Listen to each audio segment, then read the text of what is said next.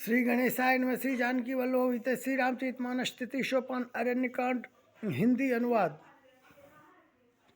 धर्म रूपी वृक्ष के मूल, विवेक रूपी समुद्र को आनंद देने वाले, पूर्ण चंद्र वैराग्य रूपी कमल के विकसित करने वाले सूर्य, पाप रूपी घोर अंधकार को निश्चय ही मिटाने वाले, तीनों तापों को हरने वाले, मोह रूपी बादलों के समूह को छिन्न भिन्न करने की विधि क्रिया में आकाश से उत्पन्न पवन स्वरूप ब्रह्मा जी के वंशज आत्मज तथा कलंकनाशक महाराज श्री रामचंद्र जी के प्रिय शंकर जी की मैं वंदना करता हूँ, जिनका शरीर जलयुक्त मेघों के समान सुंदर श्याम वर्ण एवं आनंद घन है, जो सुंदर वलकल का पीत वस्त्र धारण किए हैं, जिनके हाथों में बाण और धनुष है, कमर उत्तम तर्कस के भार से सुशोभित है, कमल के समान विशाल नेत्र है और मस्तक पर जटाजूट धारण किए हैं, उन अत्यंत शोभायमान श्री सीता जी और लक्ष्मण जी सहित मार्ग में चलते हुए आनंद देने वाले श्री रामचंद्र जी को मैं भजता हूँ।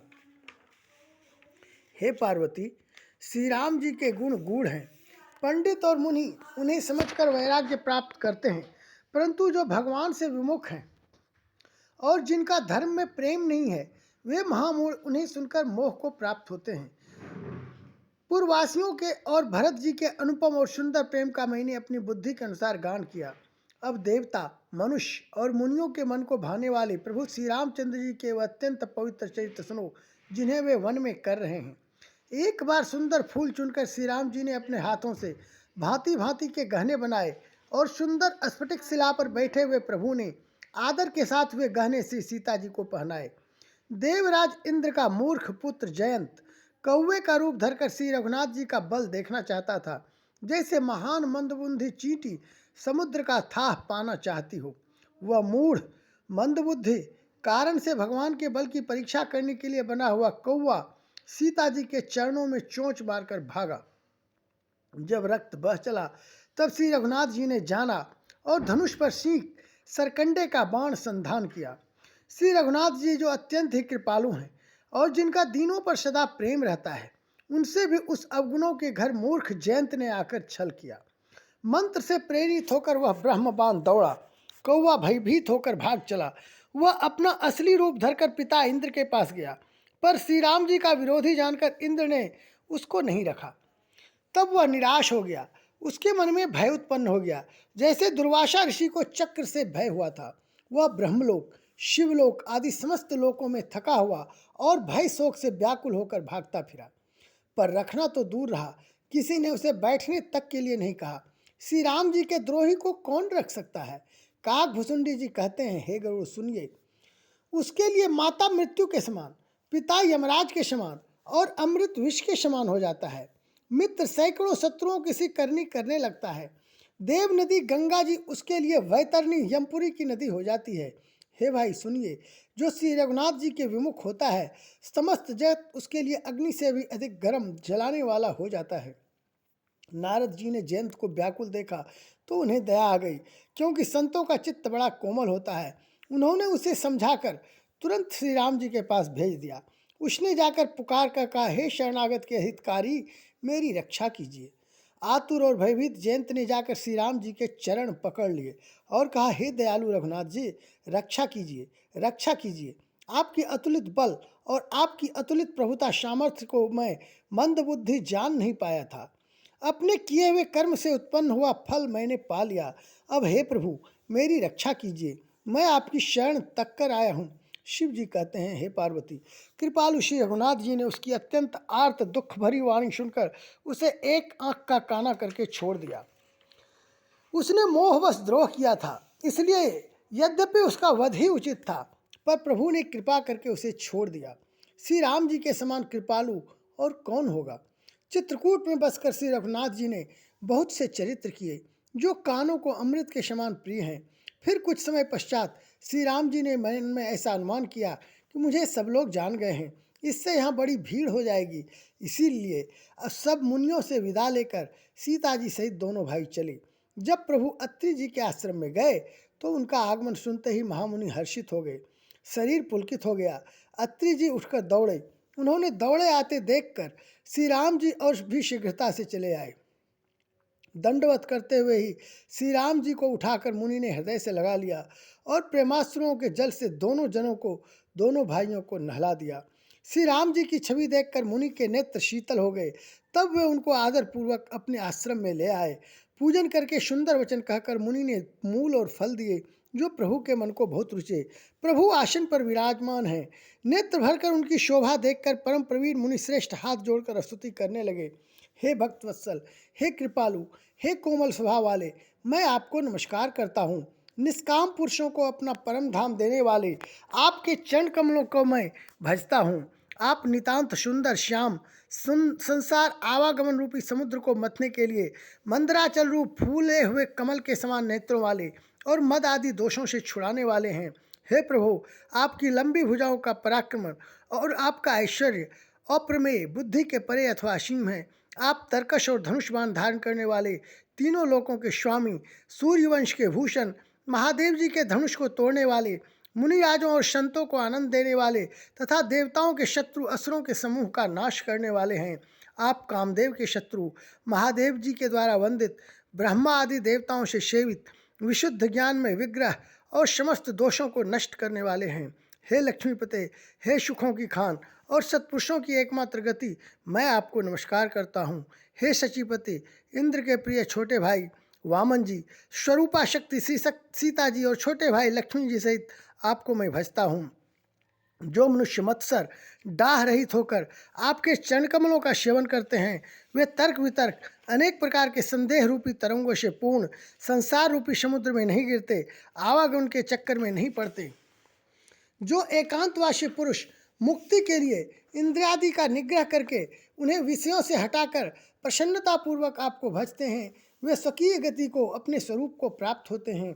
उन आपको जो एक अद्वितीय, अद्भुत, माइक जगत से विलक्षण प्रभु, सर्वसमर्थ, इच्छा रहित ईश्वर, सबके स्वामी, व्यापक, जगत गुरु, सनातन, नित्य, तुरीय, तीनों गुणों से सर्वथा परे और केवल अपने स्वरूप में स्थित हैं, तथा जो भावप्रिय कुयोगियों, विषयी पुरुषों के लिए अत्यंत दुर्लभ, अपने भक्तों के लिए कल्पवृक्ष अर्थात उनकी समस्त कामनाओं को पूर्ण करने वाले, सम, पक्षपात रहित और सदा सुखपूर्वक सेवन करने योग्य हैं, मैं निरंतर भजता हूँ। हे अनुपम सुंदर, हे पृथ्वीपते, हे जानकीनाथ, मैं आपको प्रणाम करता हूँ। मुझ पर प्रसन्न होइए, मैं आपको नमस्कार करता हूँ। मुझे अपने चरण कमलों की भक्ति दीजिए। जो मनुष्य इस स्तुति को आदरपूर्वक पढ़ते हैं, वे आपकी भक्ति से युक्त होकर आपके परम पद को प्राप्त होते हैं, इसमें संदेह नहीं। मुनि ने इस प्रकार विनती करके और फिर सिर नवाकर हाथ जोड़कर कहा, हे नाथ, मेरी बुद्धि आपके चरण कमलों को कभी ना छोड़े। फिर परम शीलवती और विनम्र श्री सीता जी, अत्रि जी की पत्नी अनुसुईया जी के चरण पकड़कर उनसे मिली। ऋषि पत्नी के मन में बड़ा सुख हुआ। उन्होंने आशीष देकर सीता जी को पास बैठा लिया और उन्हें ऐसे दिव्य वस्त्र और आभूषण पहनाए जो नित्य नए, निर्मल और सुहावने बने रहते हैं। फिर ऋषि पत्नी उनके बहाने मधुर और कोमल वाणी से स्त्रियों के कुछ धर्म बखान कर कहने लगीं, हे राजकुमारी, सुनिए, माता, पिता, भाई सभी हित करने वाले हैं, परंतु ये सब एक सीमा तक ही सुख देने वाली हैं। परंतु हे जानकी, पति तो मोक्ष रूप असीम सुख देने वाला है। वह स्त्री अधम है जो ऐसे पति की सेवा नहीं करती। धैर्य, धर्म, मित्र और स्त्री, इन चारों की विपत्ति के समय ही परीक्षा होती है। वृद्ध, रोगी, मूर्ख, निर्धन, अंधा, बहरा, क्रोधी और अत्यंत ही दीन, ऐसे भी पति का अपमान करने से स्त्री यमपुर में भांति भांति के दुख पाती है। शरीर, वचन और मन से पति के चरणों में प्रेम करना स्त्री के लिए बस यह एक ही धर्म है, एक ही व्रत है और एक ही नियम है। जगत में 4 प्रकार की पतिव्रताएं हैं। वेद, पुराण और संत सब ऐसा कहते हैं कि उत्तम श्रेणी की पतिव्रता के मन में ऐसा भाव बसा रहता है कि जगत में मेरे पति को छोड़कर दूसरा पुरुष स्वप्न में भी नहीं है। मध्यम श्रेणी की पतिव्रता पराये पति को कैसे देखती है, जैसे वह अपना सगा भाई, पिता या पुत्र हो, अर्थात समान अवस्था वाले को वह भाई के रूप में देखती है, बड़े को पिता रूप में और छोटे को पुत्र के रूप में देखती है। जो धर्म को विचार कर और अपने कुल की मर्यादा समझकर बची रहती है, वह निकृष्ट, निम्न श्रेणी की स्त्री है, ऐसा वेद कहते हैं। और जो स्त्री मौका न मिलने से या भयवश पतिव्रता बनी रहती है, जगत में उसे अधम स्त्री जानना। पति को धोखा देने वाली जो स्त्री पराये पति से रति करती है, वह तो 100 कल्प तक रौरव नरक में पड़ी रहती है। क्षण भर के सुख के लिए जो 100 करोड़ असंख्य जन्मों के दुख को नहीं समझती, उसके समान दुष्टा कौन होगी।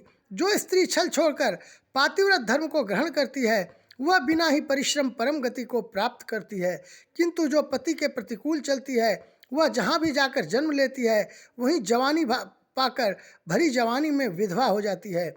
स्त्री जन्म से ही अपवित्र है, किंतु पति की सेवा करके वह अनायास ही शुभ गति प्राप्त कर लेती है। पातिव्रत धर्म के कारण ही आज भी तुलसी जी भगवान को प्रिय हैं और चारों वेद उनका यश गाते हैं। हे सीता, सुनो, तुम्हारा तो नाम ही ले लेकर स्त्रियां पातिव्रत धर्म का पालन करेंगी। तुम्हें तो श्री राम जी के प्राणों के समान प्रिय हैं। यह पातिव्रत धर्म की कथा तो मैंने संसार के हित के लिए कही है। जानकी जी ने सुनकर परम सुख पाया और आदरपूर्वक उनके चरणों में सिर नवाया। तब कृपा की खान श्री राम जी ने मुनि से कहा, आज्ञा हो तो अब दूसरे वन में जाऊं। मुझ पर निरंतर कृपा करते रहिएगा और अपना सेवक जानकर स्नेह न छोड़िएगा। धर्म धुरंधर प्रभु श्री राम जी के वचन सुनकर ज्ञानी मुनि प्रेम पूर्वक बोले, ब्रह्मा, शिव और सनकादि सभी परमार्थवादी तत्ववेत्ता जिनकी कृपा चाहते हैं, हे राम जी, आप वही निष्काम पुरुषों के भी प्रिय और दीनों के बंधु भगवान हैं, जो इस प्रकार कोमल वचन बोल रहे हैं। अब मैंने लक्ष्मी जी की चतुराई समझी, जिन्होंने सब देवताओं को छोड़कर आप ही को भजा। जिसके समान सब बातों में अत्यंत बड़ा और कोई नहीं है, उसका सील भला ऐसा क्यों न होगा। मैं किस प्रकार कहूँ कि हे स्वामी, आप अब जाइए। हे नाथ, आप अंतर्यामी हैं, आप ही कहिए। ऐसा कहकर धीर मुनि प्रभु को देखने लगे। मुनि के नेत्रों से प्रेमाश्रुओं का जल बह रहा है और शरीर पुलकित है। मुनि अत्यंत प्रेम से पूर्ण है, उनका शरीर पुलकित है और नेत्रों को श्री राम जी के मुख कमल में लगाए हुए हैं। मन में विचार कर रहे हैं कि मैंने ऐसे कौन से जप तप किए थे, जिसके कारण मन, ज्ञान, गुण और इंद्रियों से परे प्रभु के दर्शन पाए। जप, योग और धर्म समूह से मनुष्य अनुपम भक्ति को पाता है। श्री रघुवीर के परम पवित्र चरित्र को तुलसीदास रात दिन गाता है। श्री रामचंद्र जी का सुंदर यश कलयुग के पापों का नाश करने वाला, मन को दमन करने वाला और सुख का मूल है। जो लोग इसे आदरपूर्वक सुनते हैं, उन पर श्री राम जी प्रसन्न रहते हैं। यह कठिन कलिकाल पापों का खजाना है। इसमें न धर्म है, न ज्ञान है और न योग तथा जप ही है। इसमें तो जो लोग सब भरोसों को छोड़कर श्री राम जी को ही भजते हैं, वे ही चतुर हैं। मुनि के चरण कमलों में सिर नवाकर देवता, मनुष्य और मुनियों के स्वामी श्री राम जी वन को चले। आगे श्री राम जी हैं और उनके पीछे छोटे भाई लक्ष्मण जी हैं। दोनों ही मुनियों का सुंदर वेश बनाए अत्यंत सुशोभित हैं। दोनों के बीच में श्री जानकी जी कैसी सुशोभित हैं, जैसे ब्रह्म और जीव के बीच माया हो। नदी, वन, पर्वत और दुर्गम घाटियाँ सभी अपने स्वामी को पहचान कर सुंदर रास्ता दे देते हैं। जहाँ जहाँ देव श्री रघुनाथ जी जाते हैं, वहाँ वहाँ बादल आकाश में छाया करते जाते हैं। रास्ते में जाते हुए विराट राक्षस मिला। सामने आते ही श्री रघुनाथ जी ने उसे मार डाला। श्री राम जी के हाथ से मरते ही उसने तुरंत सुंदर दिव्य रूप प्राप्त कर लिया। दुखी देखकर प्रभु ने उसे अपने परम धाम को भेज दिया। फिर वे सुंदर छोटे भाई लक्ष्मण जी और सीता जी के साथ वहाँ आए, जहाँ मुनि शरभंग जी थे। श्री रामचंद्र जी का मुख कमल देखकर मुनिश्रेष्ठ के नेत्र रूपी भौरे अत्यंत आदरपूर्वक उसका मकरंद रस पान कर रहे हैं। शरभंग जी का जन्म धन्य है। मुनि ने कहा, हे कृपालु रघुवीर, हे शंकर जी के मन रूपी मान सरोवर के राजहंस, सुनिए, मैं ब्रह्मलोक को जा रहा था। इतने में कानों से सुना कि श्री राम जी वन में आवेंगे। तब से मैं दिन रात आपकी राह देखता रहा हूँ। अब आज प्रभु को देखकर मेरी छाती शीतल हो गई। हे नाथ, मैं सब साधनों से हीन हूँ। आपने अपना दीन सेवक जानकर मुझ पर कृपा की है। हे देव, यह कुछ मुझ पर आपका एहसान नहीं है। हे भक्त मंचोर, ऐसा करके आपने अपने प्रण की ही रक्षा की है। अब इस दीन के कल्याण के लिए तब तक यहाँ ठहरिए, जब तक मैं शरीर छोड़कर आपसे आपके धाम में ना मिलूँ। योग, यज्ञ, जप, तप, जो कुछ व्रत आदि भी मुनि ने किया था, सब प्रभु को समर्पण करके बदले में भक्ति का वरदान ले लिया। इस प्रकार दुर्लभ भक्ति प्राप्त करके फिर चिता रचकर मुनि शरभंग जी हृदय से सब आसक्ति छोड़कर उस पर जा बैठे। हे नीले मेघ के समान श्याम शरीर वाले सघन रूप श्री राम जी, सीता जी और छोटे भाई लक्ष्मण जी सहित प्रभु, आप निरंतर मेरे हृदय में निवास कीजिए। ऐसा कहकर सर्वभंग जी ने योगाग्नि से अपने शरीर को जला डाला और श्री राम जी की कृपा से वे वैकुंठ को चले गए। मुनि भगवान में लीन इसलिए नहीं हुए कि उन्होंने पहले ही भेद भक्ति का वर ले लिया था। ऋषि समूह मुनि श्रेष्ठ सर्वभंग जी की यह दुर्लभ गति देखकर अपने हृदय में विशेष रूप से सुखी हुए। समस्त मुनिवृंद श्री राम जी की स्तुति कर रहे हैं और कह रहे हैं, शरणागत हितकारी करुणा कंद, करुणा के मूल प्रभु की जय हो। फिर से रघुनाथ जी आगे वन में चले।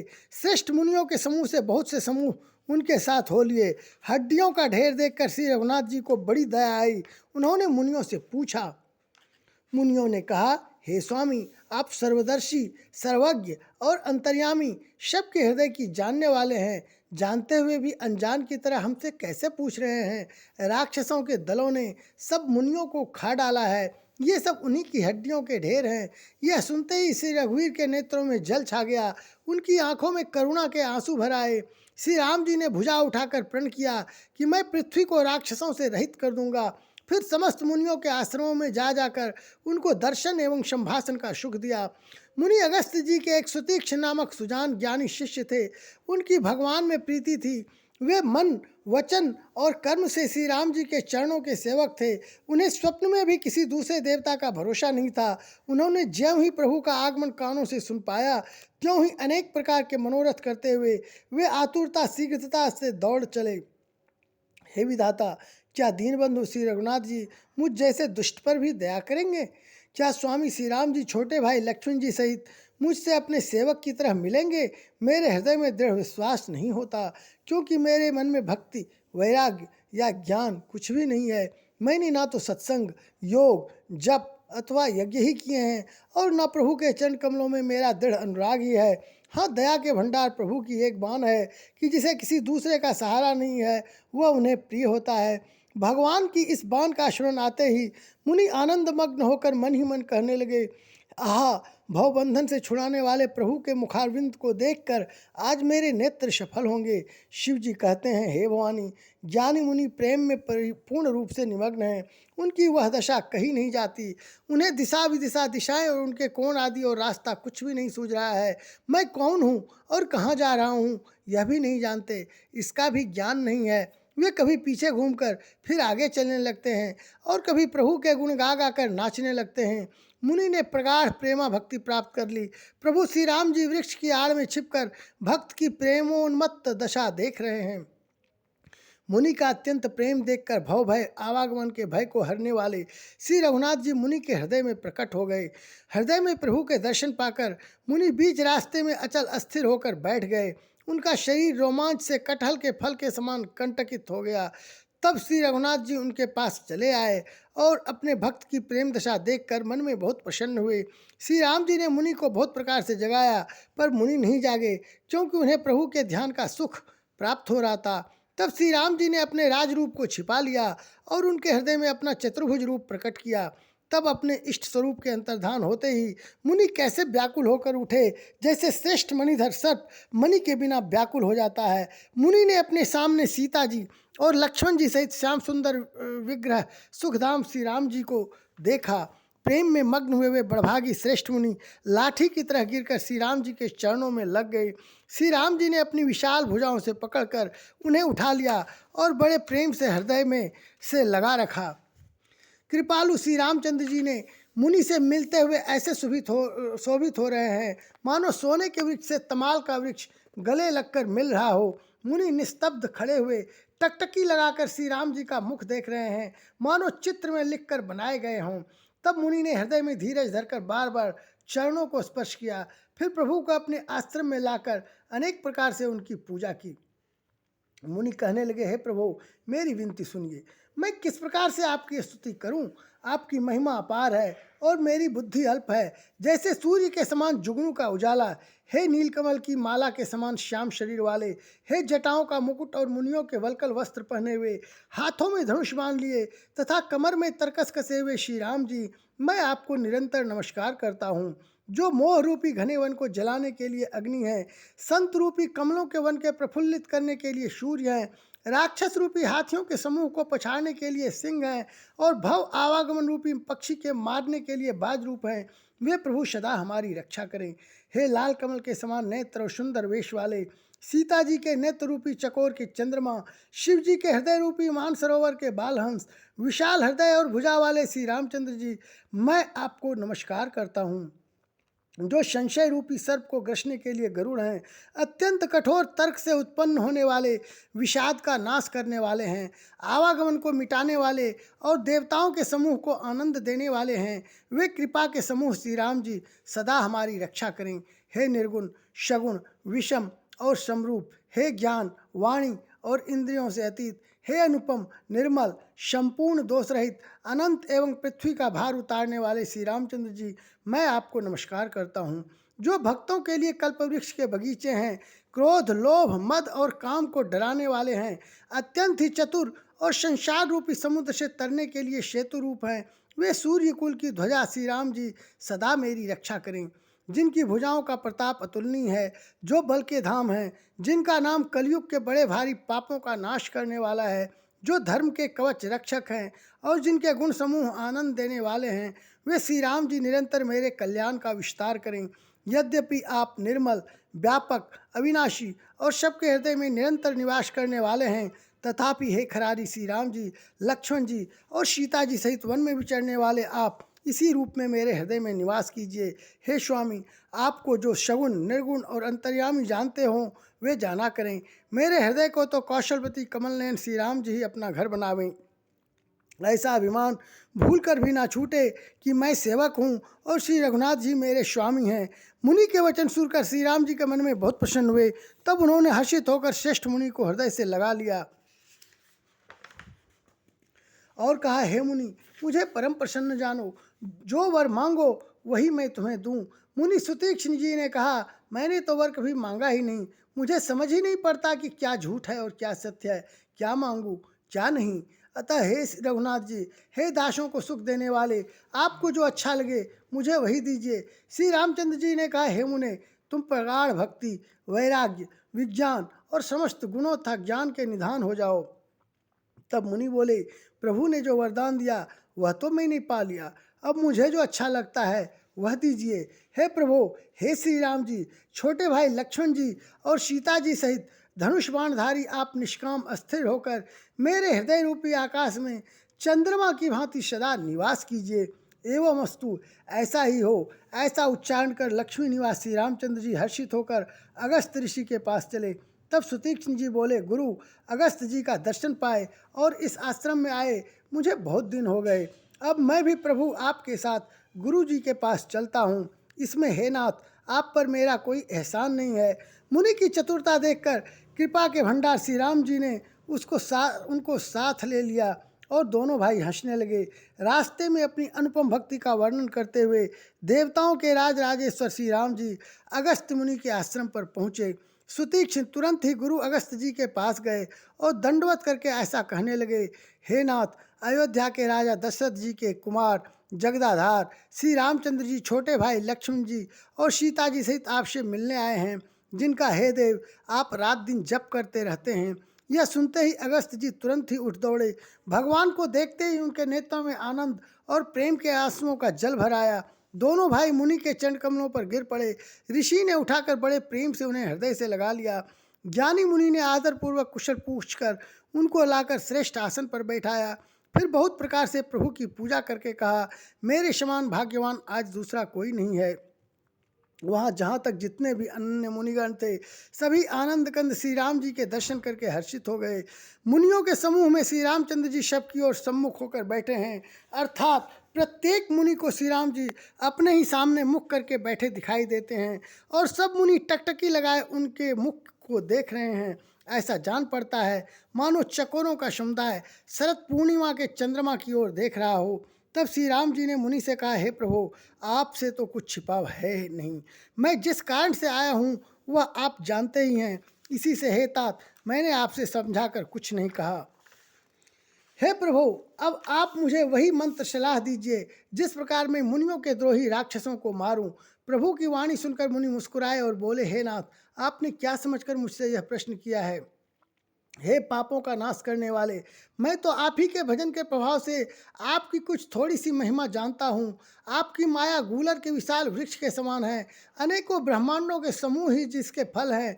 चर और अचर जीव गूलर के फल के भीतर रहने वाले छोटे छोटे जंतुओं के समान उन ब्रह्मांड रूपी फलों के भीतर बसते हैं, और वे अपने उस छोटे से जगत के सिवा दूसरा कुछ नहीं जानते।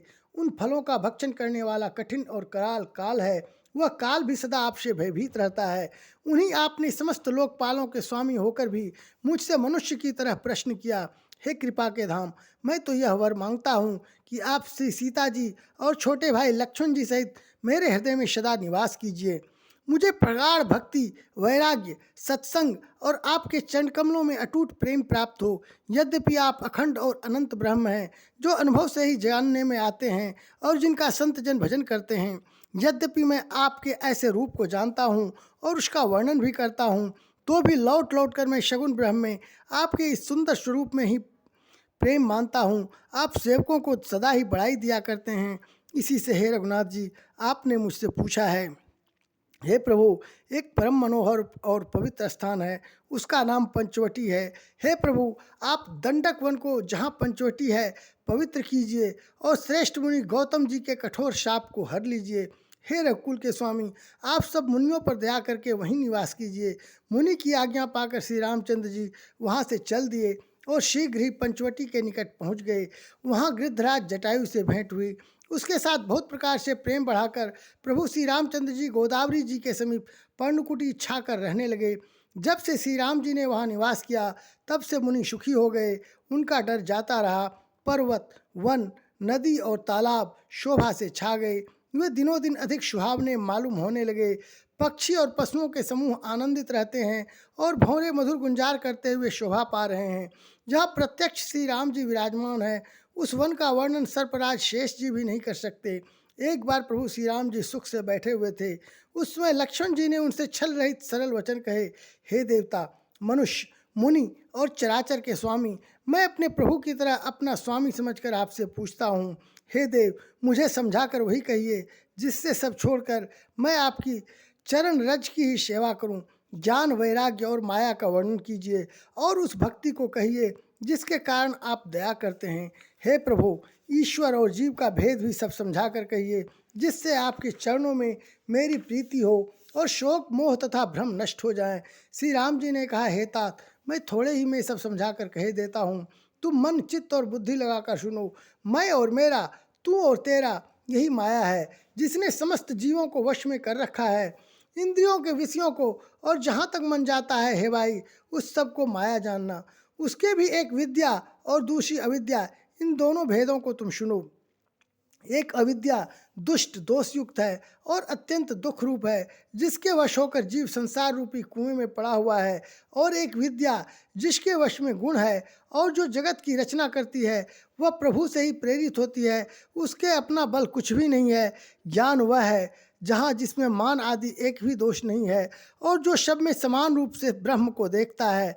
हे तात, उसी को परम वैराग्यवान कहना चाहिए, जो सारी सिद्धियों को और तीनों गुणों को तिनके के समान त्याग चुका हो, जिसमें मान, दंभ, हिंसा, क्षमा राहित्य, टेढ़ापन, आचार्य सेवा का अभाव, अपवित्रता, अस्थिरता, मन का निगृहित न होना, इंद्रियों के विषय में आसक्ति, अहंकार, जन्म, मृत्यु, जरा, व्याधिमय जगत में सुख बुद्धि, स्त्री, पुत्र, घर आदि में आसक्ति तथा ममता, इष्ट और अनिष्ट की प्राप्ति में हर्ष, शोक, भक्ति का अभाव, एकांत में मन न लगना, विषयी मनुष्यों के संग में प्रेम, ये 18 न हो और नित्य अध्यात्म आत्मा में स्थिति तथा तत्वज्ञान के अर्थ तत्वज्ञान के द्वारा जानने योग्य परमात्मा का नित्य दर्शन हो, वही ज्ञान कहलाता है। देखिए गीता अध्याय 13, 7 से 11।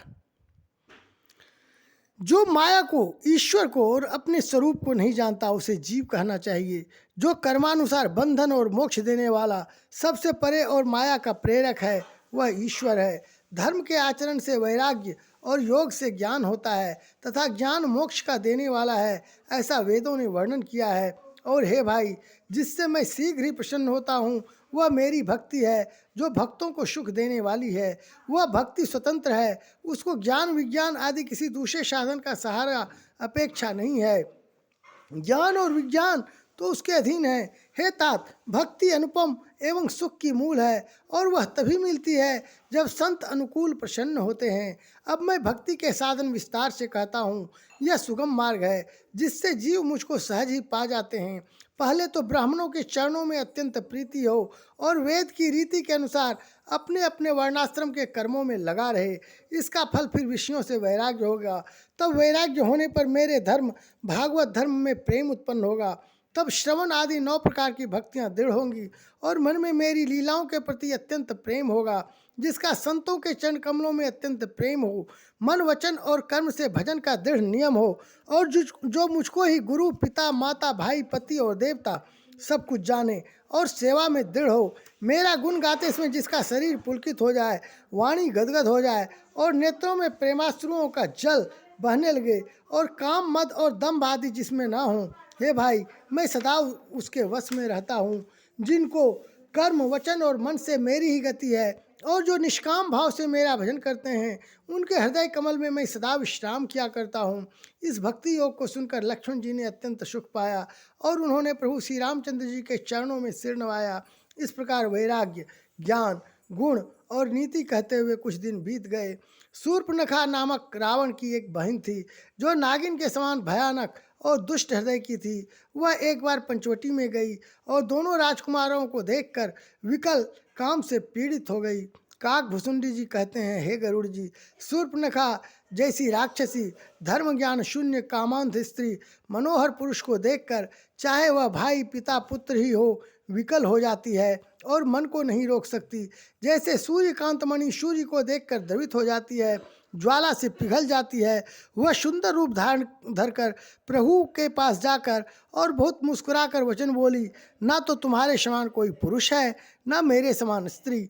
विधाता ने यह संयोग जोड़ा बहुत विचार कर रचा है। मेरे योग्य पुरुष वर जगत भर में नहीं है। मैंने तीनों लोकों को खोज देखा, इसी से मैं अब तक कुमारी अविवाहित रही। अब तुमको देखकर कुछ मन माना चित्त ठहरा है। सीता जी की ओर देखकर प्रभु श्री रामचंद्र जी ने यह बात कही कि मेरा छोटा भाई कुमार है। तब वह लक्ष्मण जी के पास गई।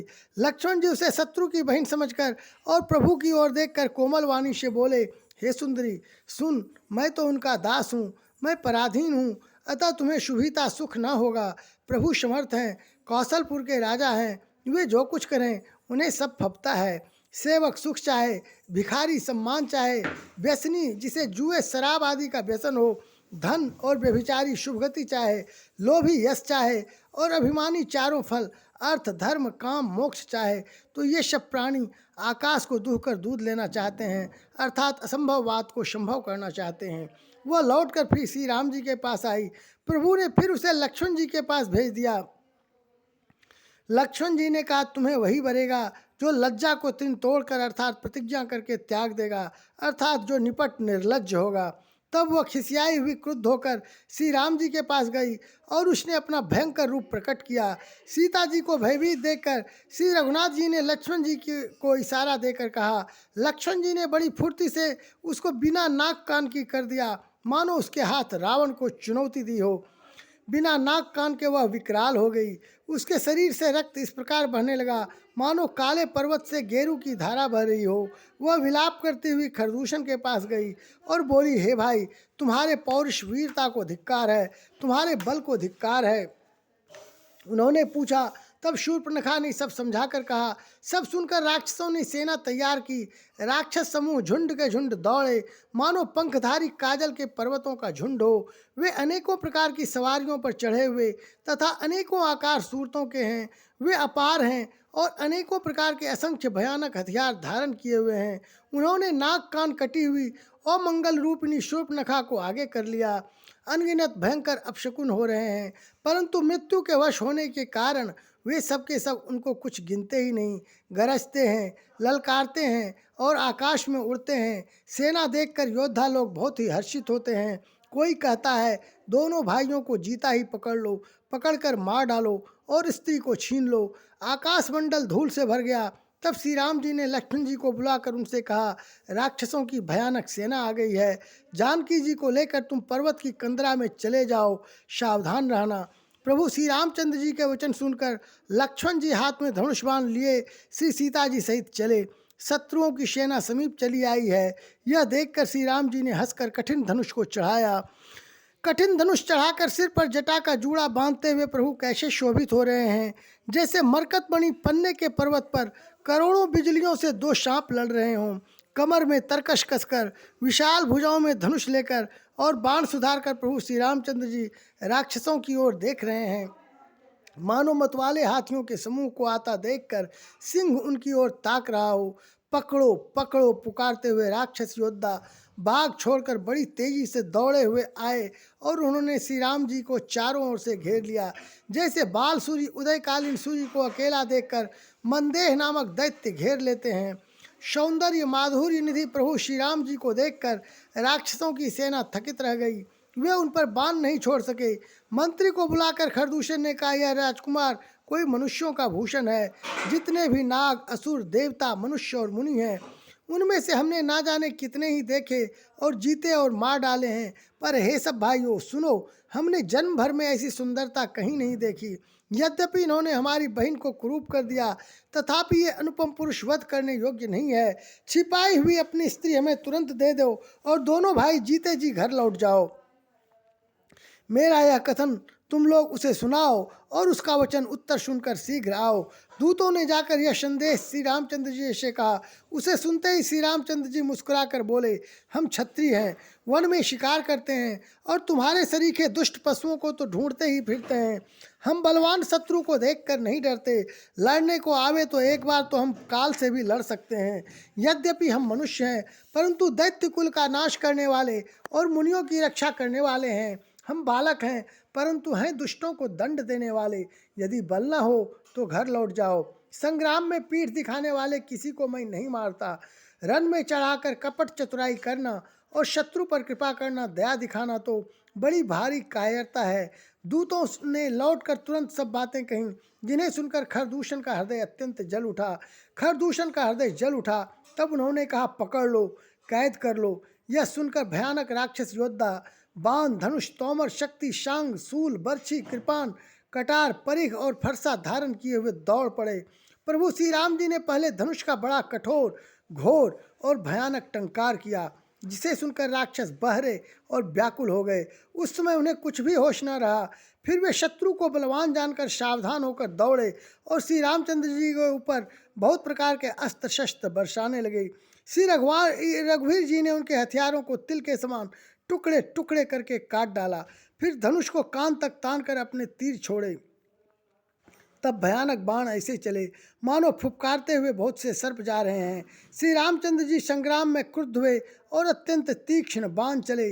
अत्यंत तीक्ष्ण बाणों को देखकर राक्षस वीर पीठ दिखाकर भाग चले। तब खरदूषण और तिसरा तीनों भाई क्रुद्ध होकर बोले, जो रन से भाग कर जाएगा उसका हम अपने हाथों वध करेंगे। तब मन में मरना ठान कर भागते हुए राक्षस लौट पड़े और सामने होकर वे अनेकों प्रकार के हथियारों से श्री राम जी पर प्रहार करने लगे। शत्रु को अत्यंत कुपित जानकर प्रभु ने धनुष पर बाण चढ़ाकर बहुत से बाण छोड़े, जिनसे भयानक राक्षस कटने लगे। उनकी छाती, सिर, भुजा, हाथ और पैर जहाँ तहाँ पृथ्वी पर गिरने लगे। बाण लगते ही वे हाथी की तरह चिघाड़ते हैं। उनके पहाड़ के समान धड़ कट कट कर गिर रहे हैं। योद्धाओं के शरीर कटकर सैकड़ों टुकड़े हो जाते हैं। वे फिर माया करके उठ खड़े होते हैं। आकाश में बहुत सी भुजाएं और सिर उड़ रहे हैं तथा बिना सिर के धड़ दौड़ रहे हैं। चील या क्रौंच, कौवे आदि पक्षी और सियार कठोर और भयंकर कटकट शब्द कर रहे हैं। सियार कटकटाते हैं। भूत प्रेत और पिशाच खोपड़ियाँ बटोर रहे हैं अथवा खप्पर भर रहे हैं।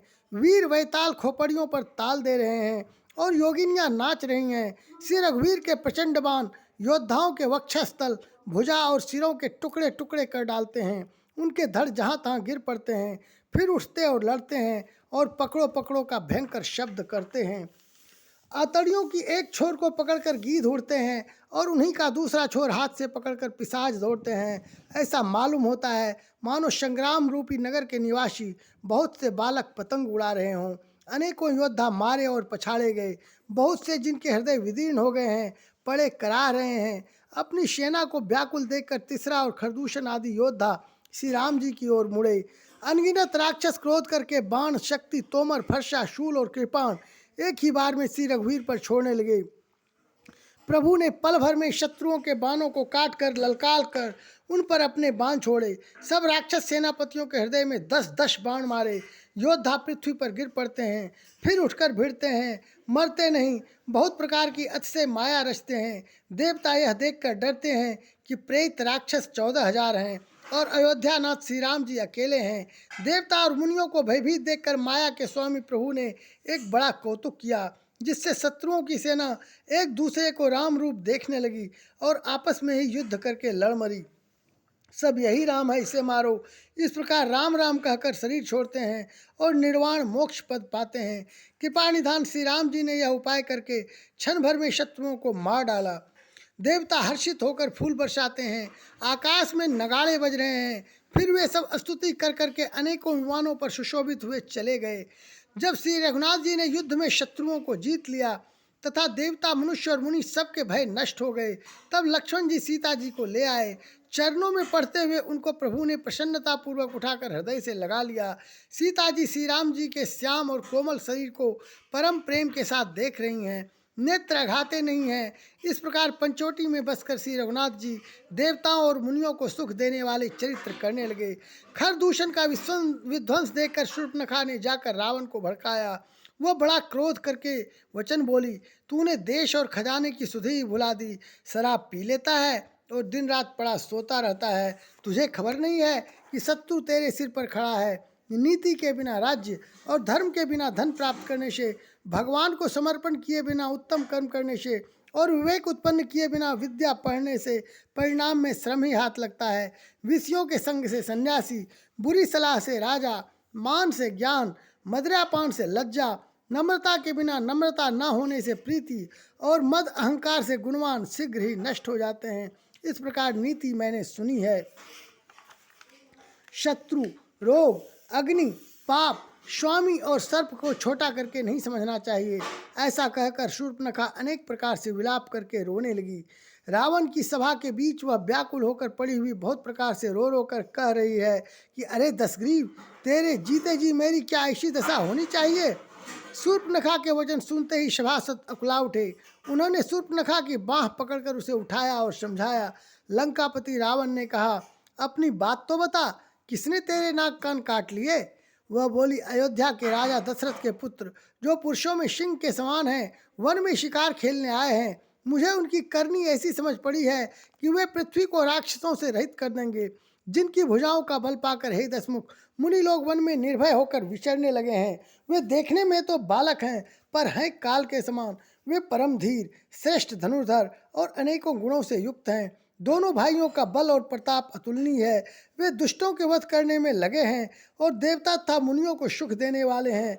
वे शोभा के धाम हैं, राम ऐसा उनका नाम है। उनके साथ एक तरुणी सुंदरी स्त्री है। विधाता ने उस स्त्री को ऐसी रूप की राशि बनाया है कि 100 करोड़ रति कामदेव की स्त्री उस पर निछावर है। उन्हीं के छोटे भाई ने मेरे नाक कान काट डाले। मैं तेरी बहन हूँ, यह सुनकर वे मेरी हंसी करने लगे। मेरी पुकार सुनकर खरदूषण सहायता करने आए, पर उन्होंने क्षण भर में सारी सेना को मार डाला। खरदूषण और तीसरा का वध सुनकर रावण के सारे अंग जल उठे। उसने शूर्पणखा को समझाकर बहुत प्रकार से अपने बल का बखान किया, किंतु मन में वह अत्यंत चिंतावश होकर अपने महल में गया। उसे रात भर नींद नहीं पड़ी।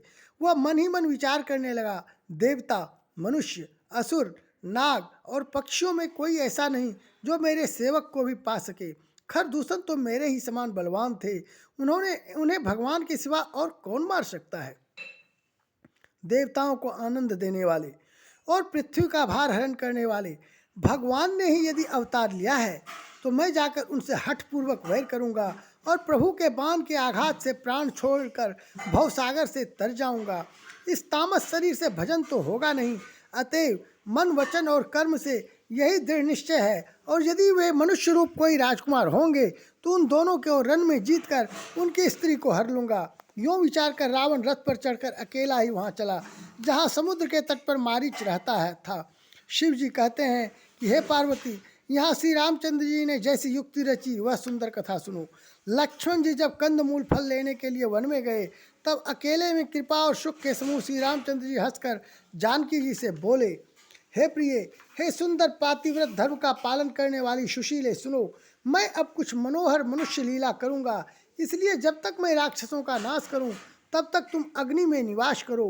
श्री राम जी ने ज्यों ही सब समझा कर कहा, त्यों ही सीता जी प्रभु के चरणों को हृदय में धरकर अग्नि में समा गई। सीता जी ने अपनी ही छाया मूर्ति वहां रख दी और उनके जैसे ही शील स्वभाव और रूप वाली तथा वैसे ही विनम्र थी। भगवान ने जो कुछ लीला रची, इस रहस्य को लक्ष्मण जी ने भी नहीं जाना। स्वार्थपरायण और नीच रावण वहां गया जहां मारीच था और उसको सिर नवाया।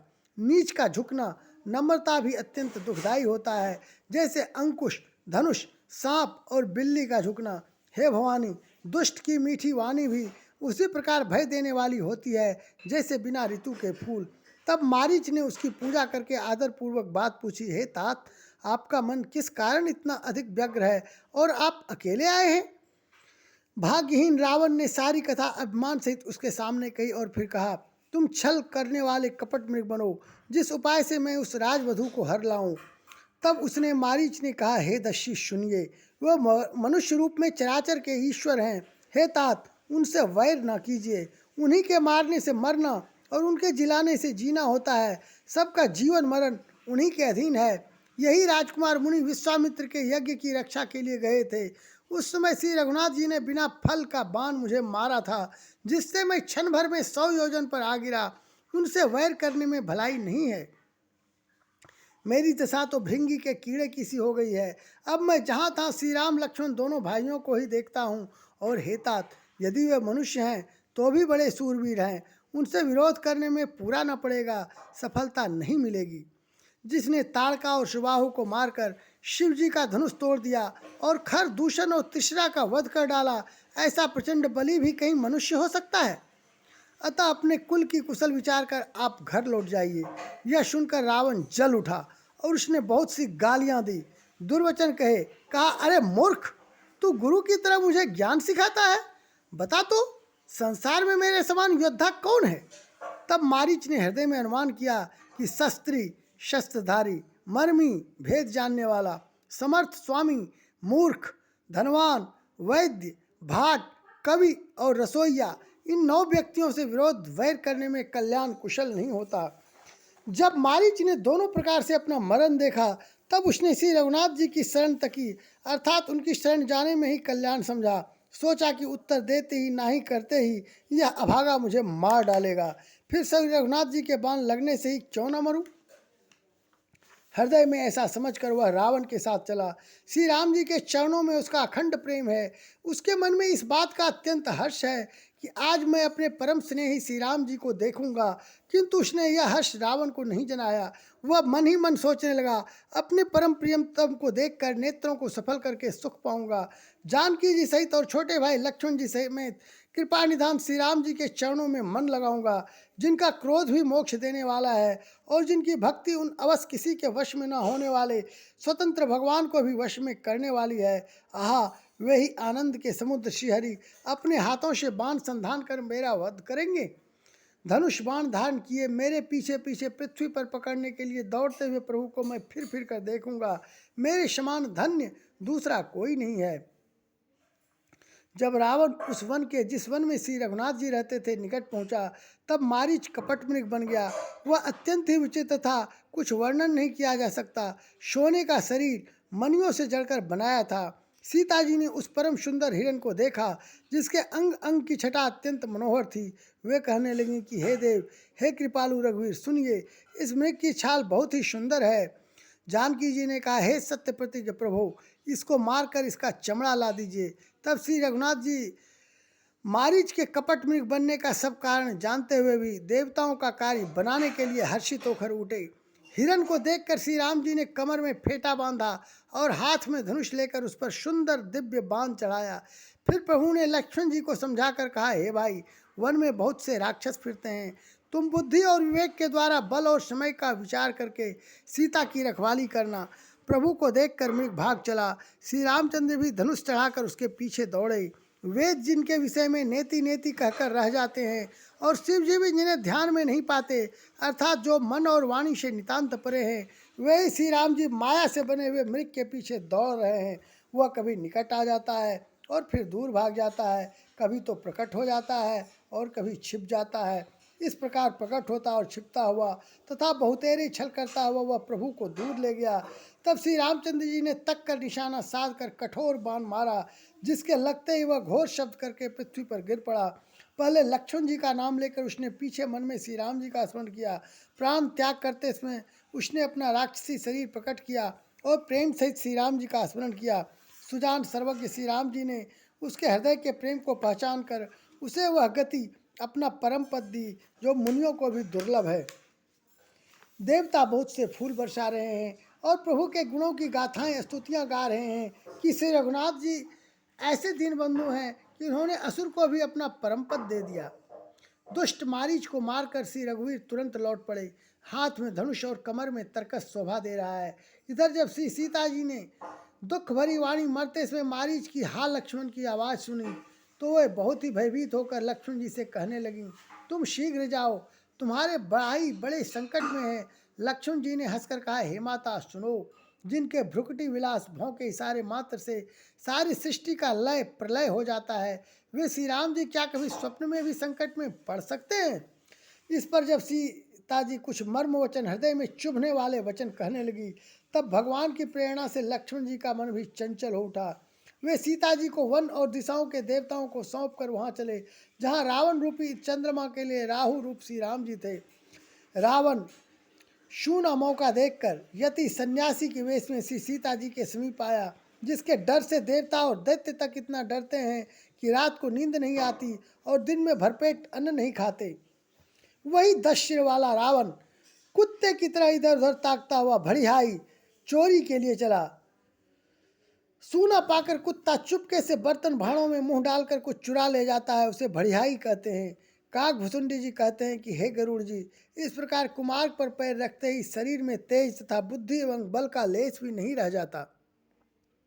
रावण ने अनेकों प्रकार की सुहावनी कथाएं रचकर सीता जी को राजनीति, भय और प्रेम दिखलाया। सीता जी ने कहा, हे यति गोसाई सुनो, तुमने तो दुष्ट की तरह वचन कहे। तब रावण ने अपना असली रूप दिखलाया और जब नाम सुनाया तब तो सीता जी भयभीत हो गई। उन्होंने गहरा धीरज धरकर कहा, अरे दुष्ट, खड़ा तो रह, प्रभु आ गए। जैसे सिंह की स्त्री को तुच्छ खरगोश चाहे, वैसे ही अरे राक्षस राज, तू मेरी चाह करके काल के वश हुआ है। ये वचन सुनते ही रावण को क्रोध आ गया, परंतु मन में उसने सीता जी के चरणों की वंदना करके सुख माना। फिर क्रोध में भरकर रावण ने सीता जी को रथ पर बैठा लिया और वह बड़ी उतावली के साथ आकाश मार्ग से चला, किंतु डर के मारे उससे रथ हाँका नहीं जाता था। सीता जी विलाप कर रही थीं, हा जगत के अद्वितीय वीर श्री रघुनाथ जी, आपने किस अपराध से मुझ पर दया भुला दी। हे दुखों के हरने वाले, हे शरणागत को सुख देने वाले, हा रकुल रूपी कमल के सूर्य, हा लक्ष्मण, तुम्हारा दोष नहीं है, मैंने क्रोध किया, उसका फल पाया। श्री जानकी जी बहुत प्रकार से विलाप कर रही हैं, हाय प्रभु की कृपा तो बहुत है, परंतु वे स्नेही प्रभु बहुत दूर रह गए हैं। प्रभु की मेरी यह विपत्ति कौन सुनावे, यज्ञ के अन्न को गधा खाना चाहता है। सीता जी का भारी विलाप सुनकर जड़ चेतन सभी जीव दुखी हो गए। गिद्धराज जटायु ने सीता जी की दुख भरी वाणी सुनकर पहचान लिया कि ये रकुल तिलक श्री रामचंद्र जी की पत्नी है। उसने देखा कि नीच राक्षस इनको बुरी तरह लिए जा रहा है, जैसे कपिला गाय म्लेच्छ के पाले पड़ गई हो। वह बोला, हे सीते पुत्री, भय मत कर, मैं इस राक्षस का नाश करूंगा। यह कहकर वह पक्षी क्रोध में भरकर कैसे दौड़ा, जैसे पर्वत की ओर वज्र छूटता हो। उसने ललकार कर कहा, रे रे दुष्ट, खड़ा क्यों नहीं होता, निडर होकर चल दिया, मुझे तूने नहीं जाना। उसको यमराज के समान आता हुआ देखकर रावण घूमकर मन में अनुमान करने लगा, यह या तो मैनाक पर्वत है या पक्षियों का स्वामी गरुड़, पर वह गरुड़ तो अपने स्वामी विष्णु सहित मेरे बल को जानता है। कुछ पास आने पर रावण ने उसे पहचान लिया और बोला, यह तो बूढ़ा जटायु है, यह मेरे हाथ रूपी तीर्थ में शरीर छोड़ेगा। यह सुनते ही गीध क्रोध में भरकर बड़े वेग से दौड़ा और बोला, रावण, मेरी सिखावन सुन, जानकी जी को छोड़कर कुशल पूर्वक अपने घर चला जा, नहीं तो हे बहुत भुजाओं वाले, ऐसा होगा कि श्री राम जी के क्रोध रूपी अत्यंत भयानक अग्नि में तेरा सारा वंश पतिंगा होकर भस्म हो जाएगा। योद्धा रावण कुछ उत्तर नहीं देता। तब गीध क्रोध करके दौड़ा। उसने रावण के बाल पकड़कर उसे रथ के नीचे उतार लिया। रावण पृथ्वी पर गिर पड़ा।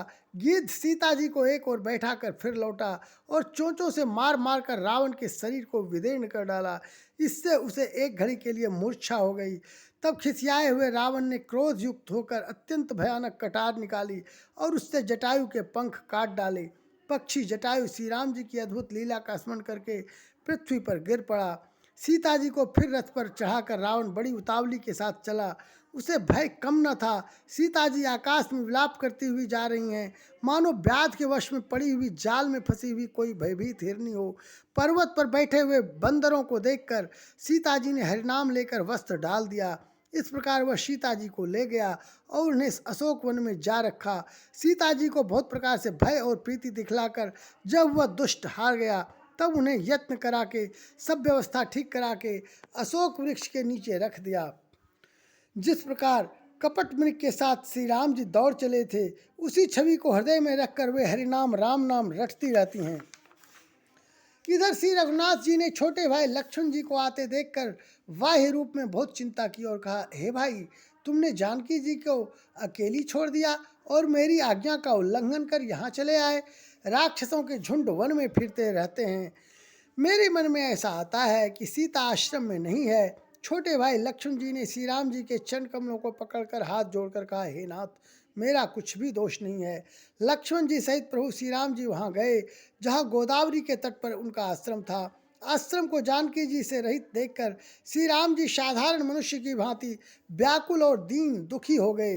वे विलाप करने लगे, हा गुणों की खान जानकी, हा रूप शील व्रत और नियमों में पवित्र सीते। लक्ष्मण जी ने बहुत प्रकार से समझाया। तब श्री राम जी लताओं और वृक्षों की पंक्तियों से पूछते हुए चले, हे पक्षियों, हे पशुओं, हे भौरों की पंक्तियों, तुमने कहीं मृगनयनी सीता को देखा है?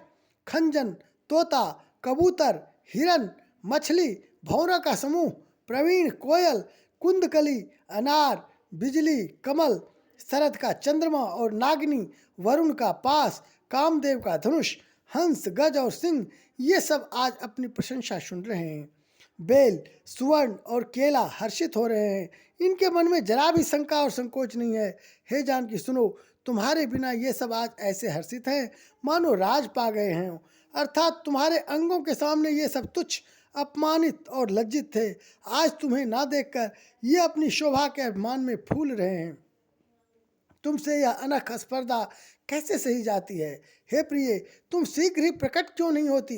इस प्रकार अनंत ब्रह्मांडों के अथवा महामहिमा मई स्वरूपा शक्ति श्री सीता जी के स्वामी श्री राम जी सीता जी को खोजते हुए इस प्रकार विलाप करते हैं, मानो कोई महावीर ही और अत्यंत कामी पुरुष हो। महावीर ही और अत्यंत कामी पुरुष हो। पूर्ण काम, आनंद की राशि, अजन्मा और अविनाशी श्री राम जी मनुष्यों के से चरित्र कर रहे हैं। आगे जाने पर उन्होंने गृद्धपति जटायु को पड़ा देखा। वह श्री राम जी के चरणों का स्मरण कर रहा था, जिनमें ध्वजा, कुलिश आदि की रेखाएं चिन्ह हैं। कृपा सागर श्री रघुवीर ने अपने कर कमल से उसके सिर का स्पर्श किया, उसके सिर पर कर कमल फेर दिया। शोभाधाम श्री राम जी का परम सुंदर मुख देखकर उसकी सब पीड़ा जाती रही। तब धीरज धरकर गीत ने यह वचन कहा, हे भव, जन्म मृत्यु के भय का नाश करने वाले श्री राम जी सुनिए। हे नाथ, रावण ने मेरी यह दशा की है, उसी दुष्ट ने जानकी जी को हर लिया है। हे गोसाई, वह उन्हें लेकर दक्षिण दिशा को गया है। सीता जी कुर्री कुर्ज की तरह अत्यंत विलाप कर रही थी। हे प्रभु, मैंने आपके दर्शनों के लिए ही प्राण रोक रखे थे। हे कृपानिधान, अब ये चलना ही चाहते हैं। श्री रामचंद्र जी ने कहा, हे तात, शरीर को बनाए रखिए। तब उसने मुस्कुराते हुए मुंह से यह बात कही, मरते समय जिनका नाम मुख में आ जाने से अधम महान पापी भी मुक्त हो जाता है, ऐसा वेद गाते हैं। वही आप मेरे नेत्रों के विषय होकर सामने खड़े हैं। हे नाथ, अब मैं किस कमी की पूर्ति के लिए देह को रखूं? नेत्रों में जल भरकर श्री रघुनाथ जी कहने लगे, हे तात, आपने अपने श्रेष्ठ कर्मों से दुर्लभ गति पाई है। जिनके मन में दूसरे का हित बसता है, समाया रहता है, उनके लिए जगत में कुछ भी कोई भी गति दुर्लभ नहीं है। हे तात, शरीर छोड़कर आप मेरे परम धाम में जाइए। मैं आपको क्या दूं? आप तो पूर्ण काम हैं, सब कुछ पा चुके हैं। हे तात, सीता हरण की बात आप जाकर पिताजी से न कहिएगा। यदि मैं राम हूँ तो दसमुख रावण कुटुंब सहित वहाँ आकर स्वयं ही कहेगा। जटायु ने गीध की देह त्याग कर हरि का रूप धारण कर लिया और बहुत से अनुपम दिव्य आभूषण और दिव्य पीतांबर पहन लिए। श्याम शरीर है, विशाल 4 भुजाएं हैं और नेत्रों में प्रेम तथा आनंद के आंसुओं का जल भरकर वह स्तुति कर रहा है। हे राम जी, आपकी जय हो। आपका रूप अनुपम है, आप निर्गुण हैं, शगुन हैं और सत्य ही गुणों के माया के प्रेरक हैं। 10 सिर वाले रावण की प्रचंड भुजाओं को खंड खंड करने के लिए प्रचंड बाण धारण करने वाले, पृथ्वी को सुशोभित करने वाले, जलयुक्त मेघ के समान श्याम शरीर वाले, कमल के समान मुख और लाल कमल के समान विशाल नेत्रों वाले, विशाल भुजाओं वाले और भव भय से छुड़ाने वाले कृपालु श्री राम जी को मैं नित्य नमस्कार करता हूँ।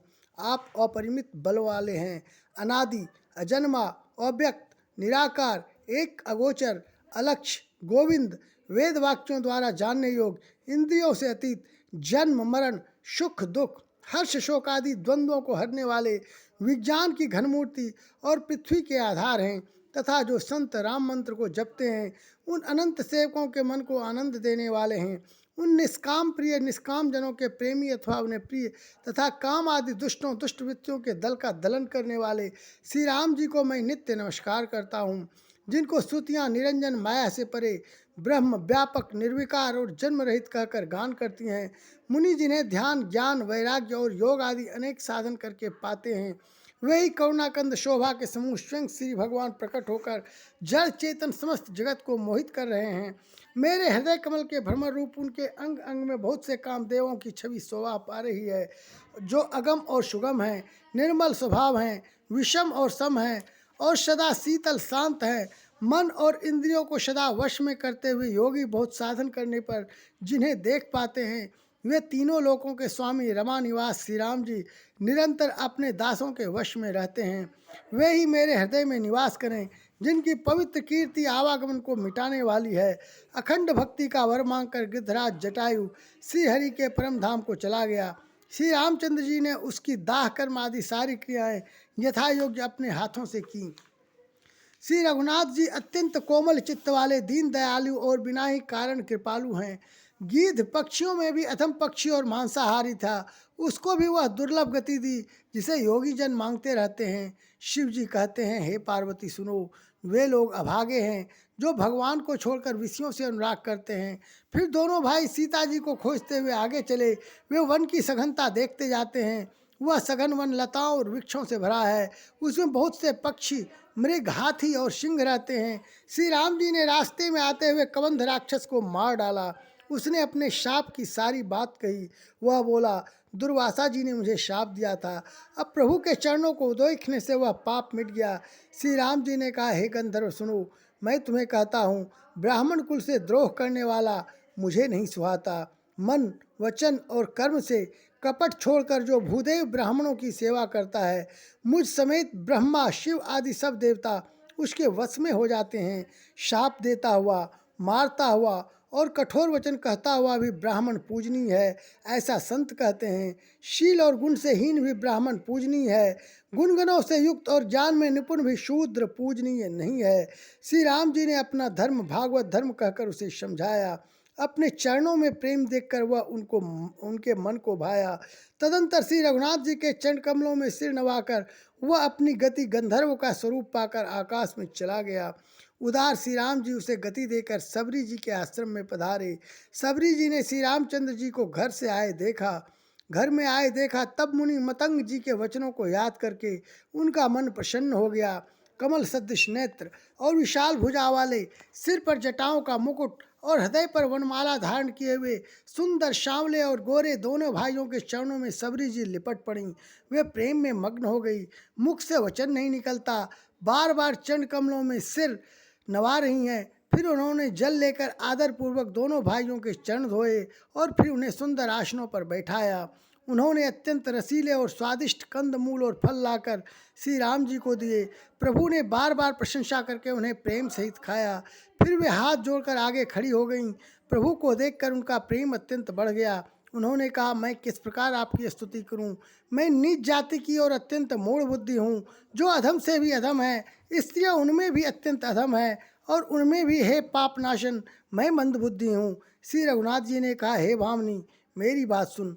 मैं तो केवल एक भक्ति ही का संबंध मानता हूँ। जाति पाति कुल धर्म बड़ाई धन बल कुटुंब गुण और चतुरता, इन सब के होने पर भी भक्ति से रहित मनुष्य कैसा लगता है, जैसे जलहीन बादल शोभाहीन दिखाई पड़ता है। मैं तुझसे अब अपनी नवधा भक्ति कहता हूँ, तू सावधान होकर सुन और मन में धारण कर। पहली भक्ति है संतों का सत्संग, दूसरी भक्ति है मेरे कथा प्रसंग में प्रेम, तीसरी भक्ति है अभिमान रहित होकर गुरु के चरण कमलों की सेवा, और चौथी भक्ति यह है कि कपट छोड़कर मेरे गुण समूहों का गान करे, मेरे राम मंत्र का जाप और मुझ में दृढ़ विश्वास। यह पांचवी भक्ति है जो वेदों में प्रसिद्ध है। छठी भक्ति है इंद्रियों का निग्रह, शील, अच्छा स्वभाव या चरित्र, बहुत कार्यों से वैराग और निरंतर संत पुरुषों के धर्म आचरण में लगे रहना। सातवीं भक्ति है जगत भर को स्वभाव से मुझ में ओतप्रोत राममय देखना और संतों को मुझसे भी अधिक करके मानना। आठवीं भक्ति है जो कुछ मिल जाए उसी में संतोष करना और स्वप्न में भी पराये दोषों को ना देखना। नवीं भक्ति है सरलता और सबके साथ कपट रहित बर्ताव करना, हृदय में मेरा भरोसा रखना और किसी भी अवस्था में हर्ष और दैन्य विषाद का ना होना। इन नवों में से जिनके एक भी होती है, वह स्त्री पुरुष जड़ चेतन कोई भी हो, हे भामिनी, मुझे वही अत्यंत प्रिय है। फिर तुझमें तो सभी प्रकार की भक्ति दृढ़ है, अतएव जो गति योगियों को भी दुर्लभ है, वही आज तेरे लिए सुलभ हो गई है। मेरे दर्शन का परम अनुपम फल यह है कि जीव अपने सहज स्वरूप को प्राप्त हो जाता है। हे भामिनी, अब यदि तू गजगामिनी जानकी जी की कुछ खबर जानती हो तो बता।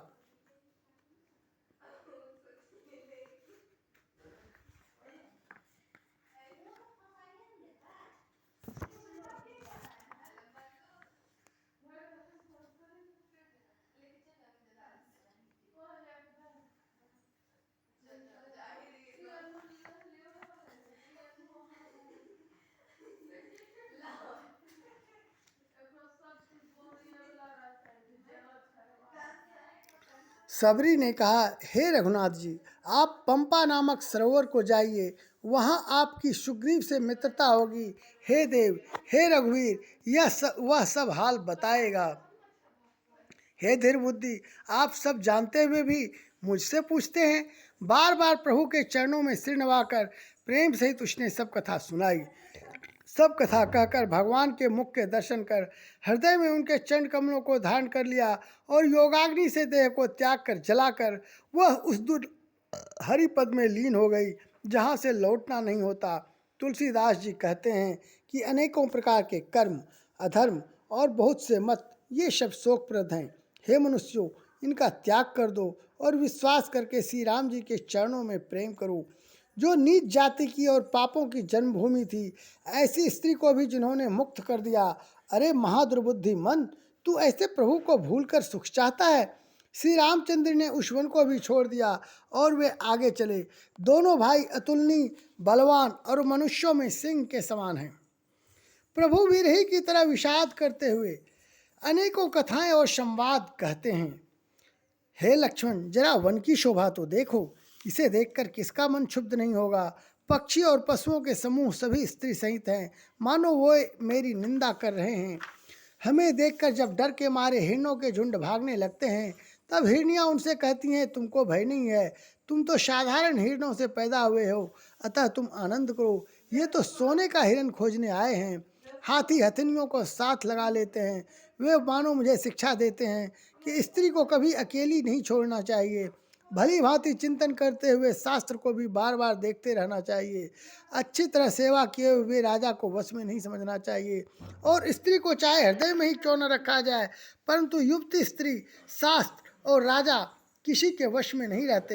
हे तात, इस सुंदर वसंत को तो देखो, प्रिया के बिना मुझको यह भय उत्पन्न कर रहा है।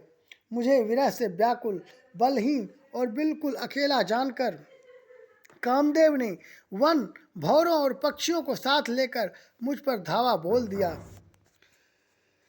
परंतु जब उसका दूत यह देख कर गया मैं भाई के साथ अकेला नहीं हूँ, तब उसकी बात सुनकर कामदेव ने मानो सेना को रोककर डेरा डाल दिया है। विशाल वृक्षों में लताएं उलझी हुई ऐसा मालूम होती है, मानो नाना प्रकार के तंबू तान दिए गए हैं। केला और ताड़ सुंदर ध्वज पताका के समान हैं। इन्हें देखकर वही नहीं मोहित होता जिसका मन धीर है। अनेकों वृक्ष नाना प्रकार से फूले हुए हैं, मानो अलग अलग बाना वर्दी धारण किए हुए बहुत से तीरंदाज हो। कहीं कहीं सुंदर वृक्ष शोभा दे रहे हैं, मानो योद्धा लोग अलग अलग होकर छावनी डाले हों। कोयलें कूज रही हैं, वही मानो मतवाले हाथी चिघाड़ रहे हैं।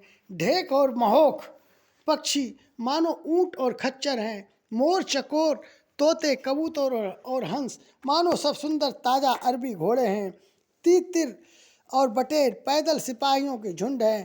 कामदेव की सेना का वर्णन नहीं हो सकता। पर्वतों की शिलाएं रथ और जल के झरने नगाड़े हैं। पपीहे भाट हैं जो गुण समूह वीरदावली का वर्णन करते हैं। भौरों की गुंजार भेरी और शहनाई है। शीतल मंद और सुगंधित हवा मानो दूध का काम लेकर आई हो। इस प्रकार चतुरंगिनी सेना साथ लिए कामदेव मानो सबको चुनौती देता हुआ विचर रहा है। हे लक्ष्मण, कामदेव की सेना को देखकर जो धीर बने रहते हैं, जगत में उन्हीं की वीरों में प्रतिष्ठा होती है। इस कामदेव के एक स्त्री का बड़ा भारी बल है, उससे जो बच जाए वही श्रेष्ठ योद्धा है। हे तात, काम, क्रोध और लोभ ये तीन अत्यंत प्रबल दुष्ट हैं। ये विज्ञान के धाम मुनियों के भी मनों को पल भर में क्षुब्ध कर देते हैं। लोभ को इच्छा और दंभ का बल है, काम को केवल स्त्री का बल है और क्रोध को कठोर वचनों का बल है। श्रेष्ठ मुनि विचार कर ऐसा कहते हैं। शिव जी कहते हैं, हे पार्वती, श्री रामचंद्र जी गुणातीत, तीनों गुणों से परे, चराचर जगत के स्वामी और सबके अंतर की जानने वाले हैं। उपर्युक्त बातें कहकर उन्होंने कामी लोगों की दीनता बेबसी दिखलाई है और धीर विवेकी पुरुषों के मन में वैराग्य को दृढ़ किया है। क्रोध, काम, लोभ, मद और माया ये सभी श्री राम जी की दया से छूट जाते हैं। वह नटराज भगवान जिस पर प्रसन्न होता है, वह मनुष्य इंद्रजाल माया में नहीं भूलता। हे उमा, मैं तुम्हें अपना अनुभव कहता हूँ, हरि का भजन ही सत्य है। यह सारा जगत तो स्वप्न की भांति झूठा है। फिर प्रभु श्री राम जी पंपा नामक सुंदर और गहरे सरोवर के तीर पर गए। उसका जल संतों के हृदय जैसा निर्मल है। मन को हरने वाले सुंदर चार घाट बंधे हुए हैं। भांति भांति के पशु जहाँ तहाँ जल पी रहे हैं, मानो उदार दानी पुरुषों के घर याचकों की भीड़ लगी हो। घनी पुराइनों कमल के पत्तों की आड़ में जल का जल्दी पता नहीं मिलता। जैसे माया से ढके रहने के कारण निर्गुण ब्रह्म नहीं दिखता। उस सरोवर के अत्यंत अथाह जल में सब मछलियाँ सदा एक रस एक समान सुखी रहती हैं। जैसे धर्मशील पुरुषों के शब्द दिन सुखपूर्वक बीतते हैं। उसमें रंग बिरंगे कमल खिले हुए हैं। बहुत से भंवरे मधुर स्वर से गुंजार कर रहे हैं। जल के मुर्गे और राजहंस बोल रहे हैं, मानो प्रभु को देखकर उनकी प्रशंसा कर रहे हों। चक्रवाक, बगुले आदि पक्षियों का समुदाय देखते ही बनता है, उनका वर्णन नहीं किया जा सकता। सुंदर पक्षियों की बोली बड़ी सुहावनी लगती है, मानो रास्ते में जाते हुए पथिक को बुलाए लेती हो। उस झील पंपा सरोवर के समीप मुनियों ने आश्रम बना रखे हैं। उसके चारों ओर वन के सुंदर वृक्ष हैं। चंपा, मौलसिरी, कदम्ब, तमाल, पाटल, कटहल, ढाक और आम आदि बहुत प्रकार के वृक्ष नए नए पत्तों और सुगंधित पुष्पों से युक्त हैं, जिन पर भंवरों के समूह गुंजार कर रहे हैं। स्वभाव से ही शीतल मंद सुगंधित एवं मन को हरने वाली हवा सदा बहती रहती है। कोयलें कुहू कुहू का शब्द कर रही हैं। उनकी रसीली बोली सुनकर मुनियों का भी ध्यान टूट जाता है। फलों के बोझ से झुककर सारे वृक्ष पृथ्वी के पास आ लगे हैं। जैसे परोपकारी पुरुष बड़ी संपत्ति पाकर विनय से झुक जाते हैं। श्री राम जी ने अत्यंत सुंदर तालाब देखकर स्नान किया और परम सुख पाया। एक सुंदर उत्तम वृक्ष की छाया देखकर श्री रघुनाथ जी छोटे भाई लक्ष्मण जी सहित बैठ गए। फिर वहाँ सब देवता और मुनि आए और स्तुति करके अपने अपने धाम को चले गए। कृपालु श्री राम जी परम प्रसन्न बैठे हुए छोटे भाई लक्ष्मण जी से रसीली कथाएं कह रहे हैं। भगवान को विरह युक्त देखकर नारद जी के मन में विशेष रूप से सोच हुआ। उन्होंने विचार किया कि मेरे ही शाप को स्वीकार करके श्री राम जी नाना प्रकार के दुखों का भार सह रहे हैं, दुख उठा रहे हैं। ऐसे भक्तवत्सल प्रभु को जाकर देखूं, फिर ऐसा अवसर न बन आवेगा। यह विचार कर नारद जी हाथ में वीणा लिए हुए वहाँ गए, जहाँ प्रभु सुखपूर्वक बैठे हुए थे।